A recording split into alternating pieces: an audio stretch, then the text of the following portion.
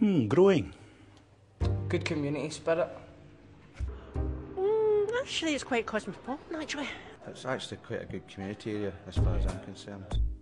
Pollok is a very friendly place. Excellent.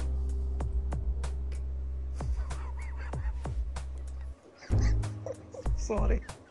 I can think of a few, but Dump. My granny. Mary. Oh, it must be my wife. Goodness sake, what else can I say?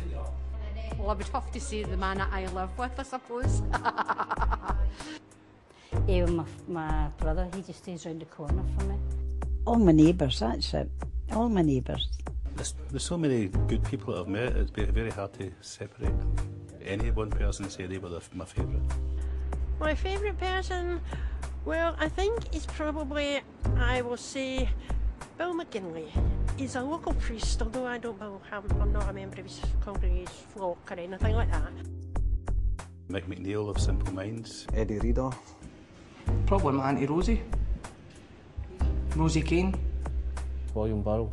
Danny Mitchell, he did a lot of writing with Bob Geldof and still does do stuff with him. And my son is an artist, he's a famous artist for Glasgow, and I'm very proud obviously, so that's a very well known person.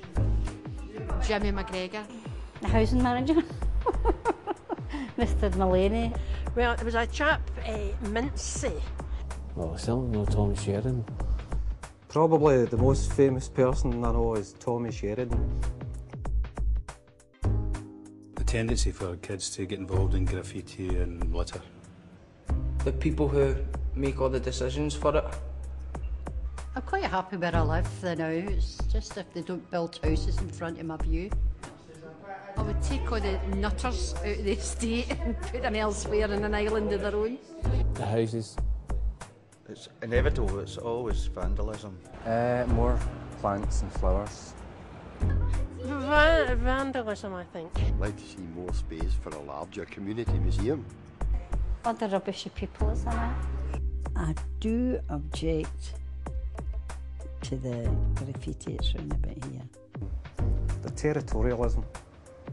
That's what I would change.